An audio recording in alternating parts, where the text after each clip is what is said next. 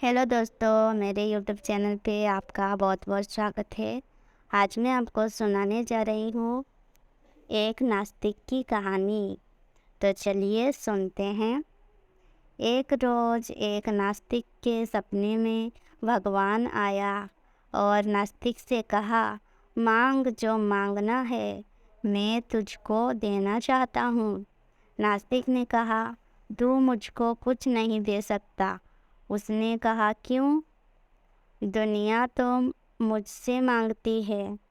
नास्तिक ने कहा, दुनिया तुझसे मांगती है तो फिर तू दुनिया से क्यों मांगता है?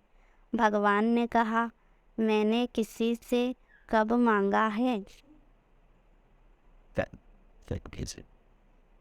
नास्तिक ने कहा, किसी से तू भोजन मांगता है, किसी से दूध मांगता है, किसी से घी मांगता है, किसी से तेल मांगता है, किसी से वस्त्र मांगता है तो किसी से आभूषण मांगता है। उसने कहा, ये कौन कहता है कि मैं मांगता हूँ?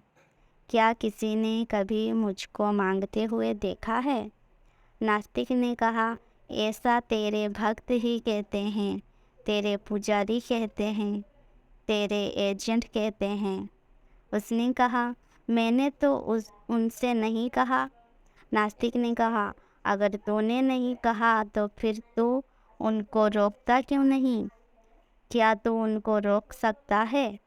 अब भगवान चुप और नास्तिक ने कहा, तू नहीं रोक सकता क्योंकि तू ही उनकी उपज है। उन्होंने तुझको बनाया है। लोगों के मन में तेरा भय पैदा कर। तेरी उत्पत्ति ही भय से हुई है। जिस दिन भय खत्म हो जाएगा, तू भी उसी दिन खत्म हो जाएगा। नास्तिक ने कहा, तू किसी को क्या दे सकता है? तू तो खुद कर्ज में डूबा है। भगवान ने कहा, मैंने किससे कर्ज लिया है? नास्तिक ने कहा, जिन्होंने तुझको दिया है। क्या तूने उनको कभी वापस दिया है? नहीं ना?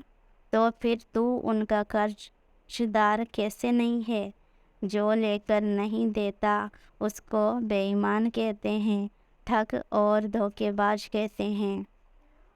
और भगवान रेत के ढेर की तरह भर भरा कर गिर पड़ा। अब वहाँ कुछ शेष नहीं था क्योंकि भगवान का डर खत्म हो चुका था। कुछ महापुरुष और वैज्ञानिक सदियों पहले ही चेतावनी देकर चले गए। हम लोग अभी भी अपनी आँखों में अंधविश्वास और पाखंड का मोटा चश्मा चढ़ाए बैठे हैं।